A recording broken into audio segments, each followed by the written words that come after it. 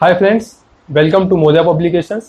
मेरा नाम है डॉक्टर नीलेश यादव और आज हम एक इंटरेस्टिंग टॉपिक के बारे में पढ़ेंगे, ईसीजी। ईसीजी हमें लाइफ में किस तरह यूजफुल है ये पहले हम देखेंगे। तो ईसीजी का क्या क्या यूजेस है, ईसीजी का ओपीडी लेवल पे, ईसीजी का आईपीडी लेवल पे या किसी हॉस्पिटल्स में किस तरह यूज किया जा सकता है। तो ईसीजी का नॉलेज हमें इसलिए रहना चाहिए कि अगर हमारे सामने कोई पेशेंट आता है, अगर वो पेशेंट चेस्ट पेन का कंप्लेंट लेके हमारे पास आता है, तो हमें ये डिफरेंशिएट करना आना चाहिए कि वो पेन है, वो कार्डियक पेन है, वो गैस्ट्रिक पेन है, वो उसे कोई मसल क्रैम्प के वजह से हो रहा है या फिर कोई इंजरी है। ये डिफरेंशिएट करने के लिए हमारे पास एक टूल है जो कि है ईसीजी। इसीलिए ईसीजी का नॉलेज हमें होना उतना ही जरूरी है। दूसरा इसका ये फायदा होता है कि अगर हम कोई ओपीडी में बैठे हैं, कोई पेशेंट आता है, तो पेशेंट को हमें ओपीडी लेवल पे ठीक करना चाहिए या किसी हायर सेंटर में उसका ट्रीटमेंट के लिए भेजना चाहिए। इसका डिफरेंशिएशन भी हम ईसीजी के थ्रू कर सकते हैं। अगर हम हॉस्पिटल्स में हैं, किसी आईपीडी में काम कर रहे हैं और हमें ईसीजी का नॉलेज इसलिए इंपॉर्टेंट होता है कि हमें वो पेशेंट डिफरेंशिएट कर पाते हैं कि हमें उसे आईपीडी या वार्ड में रखना चाहिए या उसे हम आईसीयू में शिफ्ट करना चाहिए। तो इसलिए हमें ईसीजी का नॉलेज होना काफी जरूरी है। तो हम इस लेक्चर के थ्रू कुछ बेसिक्स पढ़ेंगे कि ईसीजी में हमें क्या जानना चाहिए, क्या नहीं जानना चाहिए, और इसी तरह इस सीरीज में हम पूरा ईसीजी को एक सिंपल और अच्छे से समझेंगे। हमारे लिए जो ओपीडी लेवल या आईपीडी लेवल में कितना इंपॉर्टेंट है, उतना हम इस लेक्चर के थ्रू पढ़ने की और हम आपको समझाने की कोशिश करेंगे। तो स्टार्ट करते हैं। सबसे पहले ईसीजी। ईसीजी का फुल फॉर्म है इलेक्ट्रोकार्डियोग्राम। इलेक्ट्रोकार्डियोग्राम 3 वर्ड से बना होता है, जिसमें पहला वर्ड है इलेक्ट्रो, दूसरा है कार्डियो, तीसरा है ग्राम। इलेक्ट्रो का मतलब होता है इलेक्ट्रिकल एक्टिविटी, कार्डियो का मतलब होता है हार्ट और ग्राम का मतलब होता है ग्राफिकल रिप्रेजेंटेशन। तो इलेक्ट्रिकल एक्टिविटी, जो इलेक्ट्रिकल एक्टिविटी हार्ट का होता है, उसे हम ग्राफिकली कैसे रिप्रेजेंट कर पाते हैं, वो चीज के बारे में हम ईसीजी में पढ़ते हैं। तो इन 3 वर्ड्स में हम स्प्लिट करके उसे पढ़ने की या उसे समझने की कोशिश करेंगे। तो सबसे पहले हम बीच का वर्ड समझेंगे कार्डियो। कार्डियो यानी कि हार्ट। हार्ट के बारे में हम कुछ चीज जानेंगे। अभी हम पढ़ेंगे स्ट्रक्चर ऑफ हार्ट। तो हम हार्ट के बारे में कुछ चीज जानेंगे, जैसे कि हार्ट ह्यूमन बॉडी में कहाँ पे प्रेजेंट होता है, उसके फंक्शंस क्या क्या है, वो काम कैसे करता है। तो सबसे पहले हार्ट प्रेजेंट होता है थोरेसिक कैविटी में, middle part of the thoracic cavity, जो थोड़ा सा टिल्ट होता है लेफ्ट साइड पे। हार्ट कैसे बना होता है? तो हार्ट 4 चेंबर से बना होता है। जो ऊपर का 2 चेंबर होता है उसे हम कहते हैं कलेक्टिंग चेंबर या फिर एट्रिया, जो कि डिवाइडेड होता है राइट साइड और लेफ्ट साइड से बाय एट्रियल सेप्टम। उसी तरह से जो नीचे के 2 चेंबर्स होते हैं उसे हम कहते हैं वेंट्रिकल्स या फिर पंपिंग चेंबर, जो कि डिवाइडेड होता है राइट या फिर लेफ्ट साइड में थ्रू वेंट्रिकुलर सेप्टम।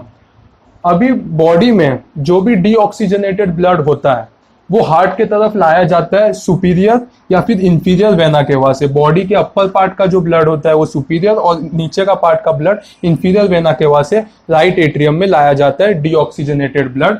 और डीऑक्सीजनेटेड ब्लड राइट एट्रियम से ट्राइकस्पिड वॉल्व के थ्रू राइट वेंट्रिकल में डाला जाता है।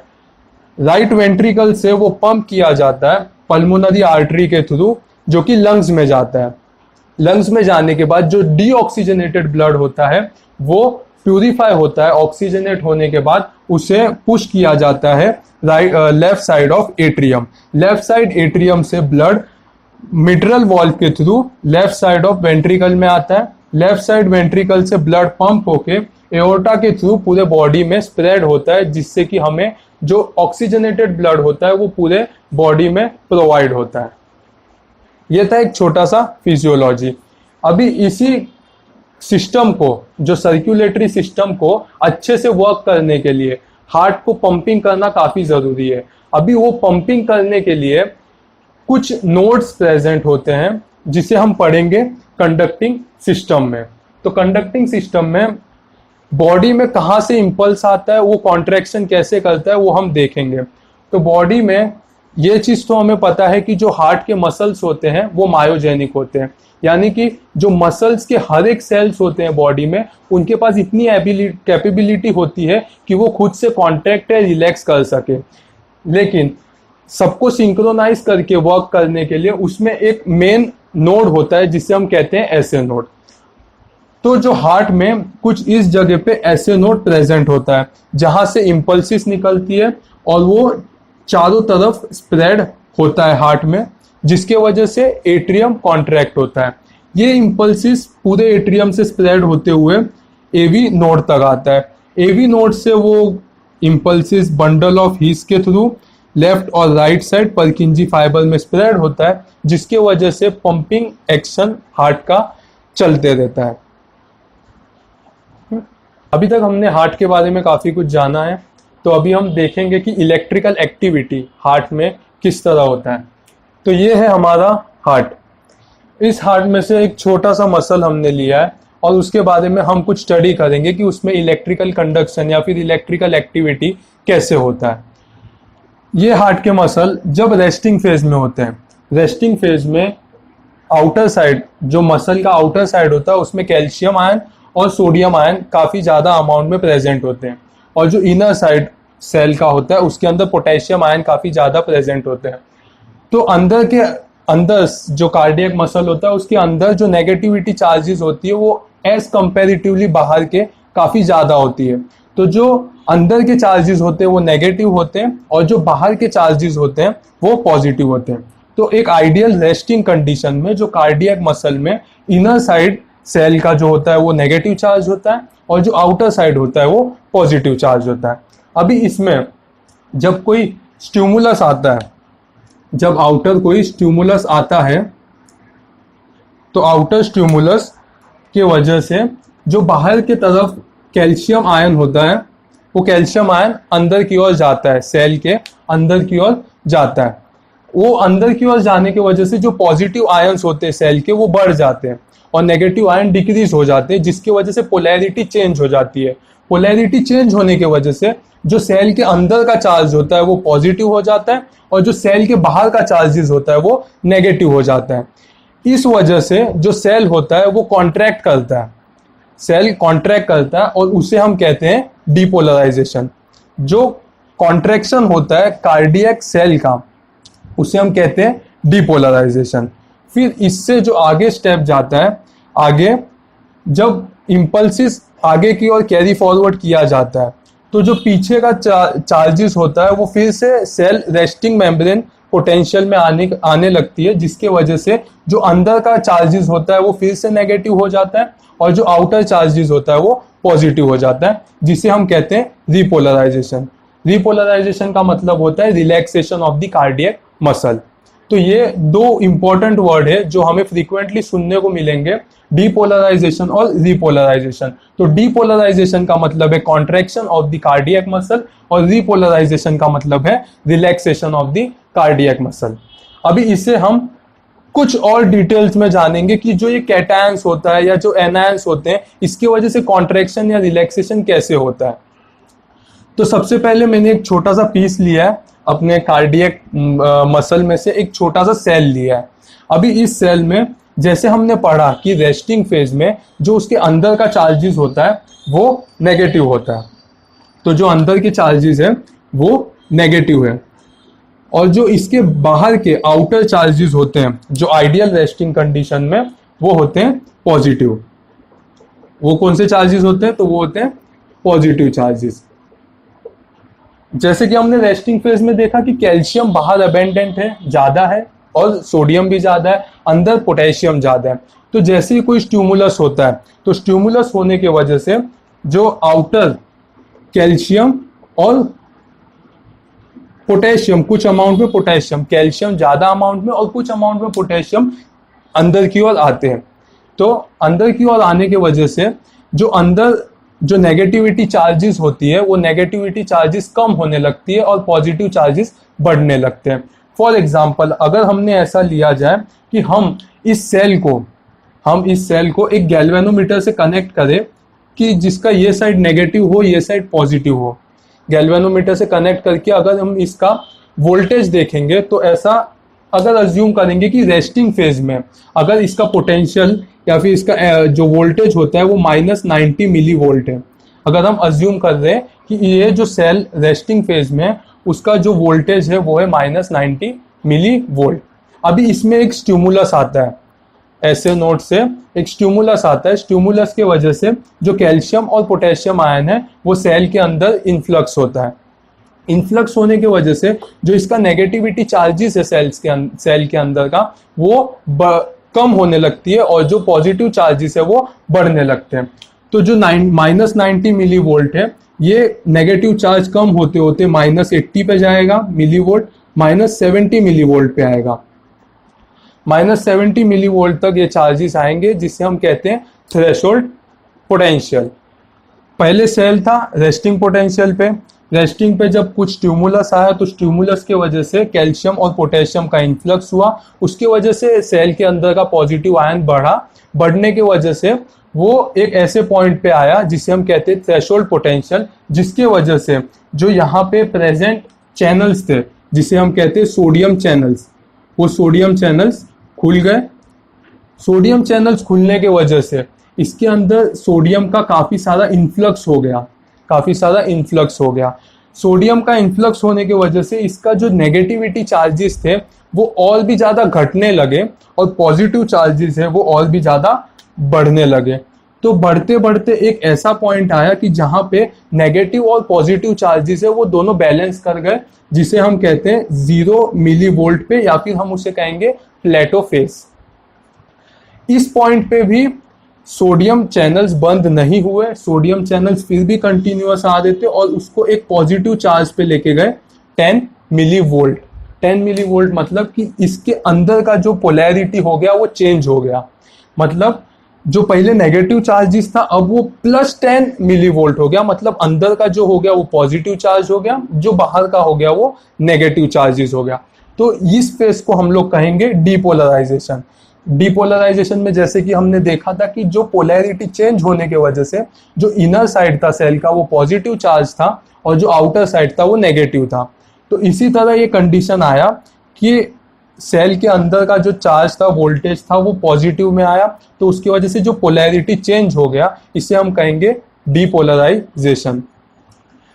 पॉजिटिव डीपोलराइजेशन होने की वजह से जो इम्पल्स जो आगे कैरी फॉरवर्ड हुआ उसके वजह से इसके बीच में कुछ पोटेशियम चैनल्स और कुछ सोडियम चैनल्स भी प्रेजेंट थे, वो पोटेशियम और सोडियम चैनल्स खुल गए, पोटेशियम और सोडियम चैनल्स खुल गए, जिसकी वजह से जो अंदर की ओर काफ़ी सारा पोटेशियम था, जो अंदर की ओर काफ़ी सारा पोटेशियम था वो इफ्लक्स होने लगा और जो कैल्शियम बाहर की ओर कुछ प्रेजेंट थे वो अंदर की ओर आने लगे। इतना तक हमें पता चला कि डीपोलराइजेशन में पोलैरिटी चेंज हुआ, पोलैरिटी प्लस जो अपना प्लस जो था कैटायंस वो काफ़ी सारे अंदर थे और जो नेगेटिव चार्जेस था वो बाहर चले गया, ऐसा डीपोलराइजेशन तक हुआ। डीपोलराइजेशन के बाद जैसे ही इम्पल्स आगे की ओर कैरी फॉरवर्ड हुए तो उसमें पोटेशियम और कैल्शियम जो चैनल्स थे वो ओपन हो गए। अभी सेल जो है वो काफ़ी रिच होता है पोटेशियम में और जो आउटर साइड होता है उसमें कैल्शियम काफ़ी ज़्यादा होता है, तो पोटेशियम जो थे वो इफ्लक्स होने लगे, यानी कि सेल के बाहर जाने लगे और कैल्शियम कुछ कुछ अंदर आने लगे, जिसके वजह से जो पॉजिटिव चार्ज सेल के अंदर था वो फिर से डिक्रीज होते होते 0 मिली वोल्ट तक आ गए, 0 मिली वोल्ट तक आ गए, जिसमें कि कोई चार्ज नहीं था, 0 चार्ज था, तो 0 मिली वोल्ट तक आए, जिसे हम कहते हैं प्लेटो फेज। प्लेटो फेज में आने के बाद कैल्शियम चैनल्स जो थे वो अपने आप स्टॉप हो जाते हैं और पोटेशियम जो कि अबेंडेंट होता है सेल के अंदर उनका इफ्लक्स कंटिन्यूअस चालू होता है। उनके इफ्लक्स कंटिन्यूअस होने की वजह से जो अंदर का पॉजिटिव चार्ज होता है वो डिक्रीज होते जाता है और जो बाहर का पॉजिटिव चार्ज है वो बढ़ते जाता है, जिसकी वजह से अंदर का नेगेटिविटी चार्ज बढ़ते बढ़ते बढ़ते बढ़ते एक पॉइंट आता है जब वो -90 मिली वोल्ट हो जाता है, जिससे कि आउटर चार्ज फिर से पॉजिटिव हो जाता है और इनर चार्ज जो है वो फिर से नेगेटिव हो जाता है, जिसे हम कहते हैं रीपोलराइजेशन। इसी स्टेज पे जो मसल कॉन्ट्रैक्ट हुआ था वो वापस रिलैक्स हो जाता है। इस तरह से जो है कार्डियक एक्टिविटी फंक्शन करती है। एक बार हम फिर से देखेंगे। सबसे पहले तो हमने क्या देखा, एक रेस्टिंग फेज। रेस्टिंग फेज मतलब कार्डियक मसल रेस्टिंग फेज में तब होता है जब उसके अंदर का चार्जेस नेगेटिव होता है और बाहर का चार्ज जो होता है वो पॉजिटिव होता है। फिर कुछ स्टिमुलस आने की वजह से जो बाहर का पॉजिटिव आयन होता है वो सेल्स के अंदर ट्रांसफर होता है, इन्फ्लक्स होता है, जिसकी वजह से जो पॉजिटिव चार्ज सेल के अंदर का होता है वो बढ़ने लगता है और नेगेटिव चार्जेस कम होने लगती है, जिसकी वजह से पोलैरिटी चेंज होती है और सेल के अंदर पॉजिटिव चार्ज होता है, सेल के बाहर नेगेटिव चार्ज होता है, जो कि कॉन्ट्रैक्शन ऑफ कार्डियक मसल के लिए हेल्प करता है। फिर ये इम्पल्स जैसे जैसे आगे स्प्रेड होती है तो सेल जो होता है वो वापस अपने रेस्टिंग फेज में आता है, जिसकी वजह से जो सेल के अंदर का पार्ट होता है वो नेगेटिव चार्ज होता है और बाहर का जो पार्ट होता है वो पॉजिटिव चार्ज होता है, जिससे हम कहते हैं रीपोलराइजेशन, जो कि रिलैक्सेशन ऑफ कार्डियक मसल भी हम कहते हैं। तो जो डीपोलराइजेशन होता है उसे हम कहते हैं contraction of cardiac muscle, repolarisation कहते हैं रिलैक्सेशन ऑफ कार्डियक मसल। इसको हम कुछ और डिटेल में पढ़े थे, जिसमें रेस्टिंग फेज में सेल्स के अंदर का जो पार्ट होता है वो नेगेटिव चार्ज होता है, बाहर का पार्ट होता है वो पॉजिटिव चार्ज होता है। अगर हम इसे गैल्वेनोमीटर से स्टडी करें और अज्यूम करें कि जो नेगेटिव चार्ज अंदर सेल के है वो हम अज्यूम करें कि -90 मिली वोल्ट है, तो अगर कोई स्टिमुलस बाहर से आता है तो वो पॉजिटिव कैटायंस जो होते हैं उसको अंदर इन्फ्लक्स करते हैं, जैसे कि कैल्शियम और पोटेशियम। उसके वजह से जो नेगेटिविटी चार्ज होता है सेल के अंदर का वो डिक्रीज होने लगता है और पॉजिटिविटी चार्ज बढ़ने लगती है। पॉजिटिविटी चार्ज इतना बढ़ती है कि वो एक थ्रेशोल्ड पोटेंशियल तक आ जाती है। जब वो थ्रेशोल्ड पोटेंशियल तक पहुंच जाती है तब वहां पे जो पोटेशियम चैनल्स होते हैं सेल्स में वो ओपन हो जाते हैं। पोटेशियम चैनल्स ओपन होने की वजह से जो बाहर का पॉजिटिव चार्ज होता है वो सेल के अंदर आने लगता है। वो सेल के अंदर आने की वजह से सेल के अंदर का जो नेगेटिविटी चार्ज होता है वो और डिक्रीज होने लगता है और पॉजिटिविटी चार्ज और इंक्रीज होने लगती है। नेगेटिव और पॉजिटिव चार्जेस अपने आप को इस तरह बैलेंस करते कि एक पॉइंट पे वहां पे 0 मिली वोल्टेज हो जाता है, लेकिन तो भी सोडियम चैनल्स और बढ़ते जाते हैं और वो एक पॉइंट तक आ जाते हैं जबकि पोलैरिटी रिवर्स हो जाती है, सेल के अंदर पॉजिटिव चार्ज आता है और सेल के बाहर नेगेटिव चार्जेस आ जाता है। इसी तरह जब इम्पल्स आगे की ओर फॉरवर्ड होने लगते हैं तो कैल्शियम और पोटेशियम चैनल्स ओपन हो जाते हैं। जैसे कि अंदर पोटेशियम काफ़ी ज़्यादा होता है तो पोटेशियम बाहर की ओर लीक होने लगता है और कुछ अमाउंट में कैल्शियम अंदर आता है, जिसकी वजह से एक फेज आ जाता है जिसे हम कहते हैं प्लेटो फेज। इसमें ना ही नेगेटिव होता है ना ही पॉजिटिव वोल्टेज होता है, इसमें 0 वोल्टेज होता है। ये पॉइंट पे कैल्शियम चैनल जो होते हैं वो बंद हो जाते हैं, पर पोटेशियम चैनल का जो इफ्लक्स होता है वो तो भी चालू होता है। तो पोटेशियम चैनल्स सेल के अंदर से बाहर की ओर जाते हैं, जिसकी वजह से सेल के अंदर नेगेटिविटी चार्जेस बढ़ने लगती है और पॉजिटिविटी चार्ज कम होने लगती है। तो नेगेटिविटी चार्ज इस तरह बढ़ती है कि वो वापस रेस्टिंग फेज पे लाके सेल को छोड़ देती है -90 मिली वोल्ट पे। इसी तरह से इस सेल का आगे का कंडक्शन होते रहता है। तो ये था इलेक्ट्रिकल एक्टिविटी हार्ट में कैसे आगे की ओर जाता है। अभी हमें एक और चीज पढ़ना है ईसीजी में जो काफी इंपॉर्टेंट है कि डिफ्लेक्शंस कैसे आते हैं। जैसे हमने देखा होगा कि पी वेव जो आता है वो पॉजिटिव में आता है, क्यू जो आता है वो नेगेटिव में आता है। जैसे हम देखेंगे कि पी ईसीजी में आएगा वो पॉजिटिव में आता है, लेकिन क्यू वेव जो आता है वो नेगेटिव आता है, आर वेव जो आता है वो पॉजिटिव, फिर एस वेव नेगेटिव और टी वेव जो होता है वो पॉजिटिव में आता है। तो ये डिफ्लेक्शंस किस वजह से होते हैं? ये डिफ्लेक्शन किस वजह से होते हैं? तो डिफ्लेक्शन होने का कारण होता है डीपोलराइजेशन और रीपोलराइजेशन। जैसे ही सेल्स जो होते हैं वो डीपोलराइज होते हैं यानी कि कॉन्ट्रैक्ट होते हैं, कॉन्ट्रैक्ट होने की वजह से जो पॉजिटिव डिफ्लेक्शन आता है वो कॉन्ट्रैक्शन होने की वजह से आता है, जिसे हम कहते हैं डीपोलराइजेशन।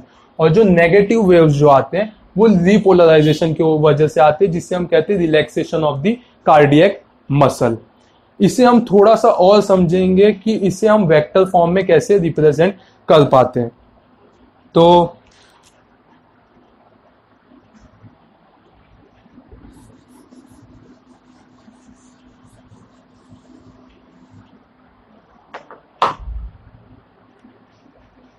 अगर हम अज्यूम करते हैं कि ये एक सेल है, कार्डियक सेल है, इसे हमने इलेक्ट्रोड से कनेक्ट किया है। एक साइड जो है वो नेगेटिव इलेक्ट्रोड है, एक साइड जो है वो पॉजिटिव इलेक्ट्रोड है। तो रेस्टिंग फेज में कैसा होता है कि सेल के अंदर का जो चार्जेस होता है वो नॉर्मली नेगेटिव देता है और बाहर की ओर जो देता है वो पॉजिटिव चार्जेस रहते हैं रेस्टिंग फेज में, जैसे कि हमने अभी कुछ समय पहले पढ़ा है। तो डिफ्लेक्शंस कैसे आते हैं? तो सबसे पहले कि जो इलेक्ट्रिकल जो कंडक्शन होता है उसके डिफरेंस को, मतलब यहां से यहां तक का जो इलेक्ट्रिकल डिफरेंस होता है उसे हम कहते हैं डायपोल। इलेक्ट्रिकल डिफरेंस जो होता है उसे हम कहते हैं डायपोल, और डायपोल को जिससे हम रिप्रेजेंट करते हैं उसे हम कहते हैं वेक्टर। तो इधर नेगेटिव चार्जेस है, यहाँ पे पॉजिटिव चार्जेस है, तो जो इम्पल्स होता है वो कभी भी यहाँ से यहाँ की ओर स्प्रेड होता है, नेगेटिव टू पॉजिटिव की ओर। तो इसके लिए इसका वेक्टर कुछ इस तरह से बनाया जाता है। उसी तरह से जब ये रेस्टिंग फेज में होगा तो कोई इम्पल्स नहीं होगा, तो वो रिप्रेजेंट किया जाता है स्ट्रेट लाइन से। अगर कॉन्ट्रैक्शन होता है, डीपोलराइजेशन होता है, तो ये जो वेक्टर है वो नेगेटिव से पॉजिटिव की ओर जाता है, तो इसका जो डिफ्लेक्शन होता है वो ईसीजी में पॉजिटिव साइन दिखाता है, जैसे कि P wave, R wave, T wave ऐसा दिखाता है। दूसरी ओर अगर देखेंगे तो रीपोलराइजेशन में जो सेल के अंदर का चार्जेस होता है वो नेगेटिव देता है और बाहर का चार्ज वापस पॉजिटिव हो जाता है। और अगर हम यहाँ पे दो इलेक्ट्रोड लगा दें तो इसमें पहले तो जो इम्पल्सिस होते हैं, जो हम डीपोलराइजेशन में वेक्टर एक साइड पे जाता है नेगेटिव टू पॉजिटिव की तरफ, तो जो रीपोलराइजेशन होता है उसमें उसका वेक्टर चेंज हो जाता है, वो दूसरे साइड पे आता है, जिसकी वजह से उसका डिफ्लेक्शन होता है वो नेगेटिव आता है। जब रेस्टिंग फेज पे होता है सेल तो अंदर नेगेटिव चार्जेस होते हैं और बाहर पॉजिटिव चार्जेस होते हैं, जहाँ पे कोई भी इम्पल्स ना होता है, तो उसलिए उसमें जो लाइन आता है वो एक स्ट्रेट लाइन आता है। जैसे हम डीपोलराइजेशन में आ जाते हैं तो अंदर का जो चार्जेस होता है वो पॉजिटिव आ जाता है। अगर हम उधर इलेक्ट्रोड लगा दें तो वो इम्पल्स पॉजिटिव नेगेटिव से पॉजिटिव की ओर जाता है और उसका वेक्टर रिप्रेजेंट करता है नेगेटिव टू पॉजिटिव लाइन, जो कि हम लोग पॉजिटिव डिफ्लेक्शन बोलते हैं। और रीपोलराइजेशन में उसका रिवर्स हो जाता है, जिसकी वजह से नेगेटिव इम्पल्स आते हैं या फिर ईसीजी में नेगेटिव डिफ्लेक्शंस आते हैं। लेकिन हर बार ऐसा ही नहीं होता। अगर हम कार्डियक मसल को किसी अलग एंगल से देखें तो जो पी वेव होता है वो अपराइट आता है, लेकिन किसी में जो पी वेव होता है वो उसका डिफ्लेक्शंस काफी कम होते हैं या फिर किसी में काफी ज्यादा होते हैं। तो इसे भी हमें समझना जरूरी है। तो कैसा होता है कि इसमें अगर हम एक सेल लें, सबसे पहले हम इलेक्ट्रोड ले लेते हैं कि एक इलेक्ट्रोड यहाँ पे नेगेटिव है, एक यहाँ पे पॉजिटिव है। अभी सेल जो है वो इसके पैरेलल नहीं है, सेल को हमने दूसरे व्यू से देखा तो सेल कोई तो एक 60 डिग्री के एंगल पे है। ये हमारा कार्डियक का एक सेल है जो कि एक नॉर्मली 30 टू 60 डिग्री के एंगल पे है। अभी इसमें जो इम्पल्स है वो इम्पल्स तो ऊपर की ओर जाएगा या फिर नीचे की ओर आएगा, कोई भी पॉसिबिलिटी हो सकती है, या फिर ऊपर की ओर जाएगा या फिर नीचे की ओर जाएगा। तो इसके थ्रू हम लोग को अगर वेक्टर बनाना रहे तो एक वेक्टर जो होगा वो इलेक्ट्रोड के पैरेलल में आएगा और दूसरा इलेक्ट्रोड के परपेंडिकुलर में आएगा।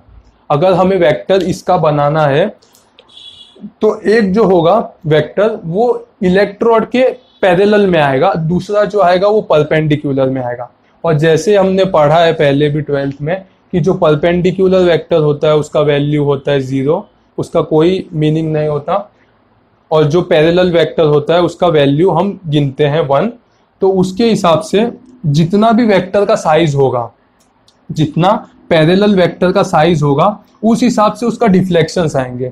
अगर पैरेलल वेक्टर का साइज काफी कम होता है तो इसके जो डिफ्लेक्शंस होते हैं वो कम आएंगे, लेकिन अगर इस पैरेलल वेक्टर का साइज ज्यादा होता है तो उस हिसाब से डिफ्लेक्शंस थोड़े ज्यादा आएंगे। इसके साथ और एक क्राइटेरिया आता है कि हमने अगर ऐसा देखा कि सेल्स जो है वो अगर परपेंडिकुलर है, सेल्स जो है वो परपेंडिकुलर है। तो ये इलेक्ट्रोड हो गया, नेगेटिव पॉजिटिव। अगर हमारा जो सेल है वो इसके परपेंडिकुलर है तो सेल का जो इम्पल्स है वो ऊपर की ओर जाएगा या फिर नीचे की ओर जाएगा। हाँ, अगर इसका हमने वेक्टर बनाया तो इसका वेक्टर ऊपर की ओर ही जाएगा या फिर नीचे की ओर जाएगा। और कोई भी इलेक्ट्रोड से अगर वेक्टर देखेंगे तो वो उससे परपेंडिकुलर होगा, जिसका वैल्यू 0 आएगा, जो कि ग्राफिकल रिप्रेजेंटेशन में वो सिर्फ एक स्ट्रेट लाइन से ही पहचाना जा सकता है। तो इस हिसाब से जो भी डिफ्लेक्शंस होते हैं ईसीजी में वो इस हिसाब से लिए जाते हैं। आई होप आपको ये लेक्चर समझ में आया होगा।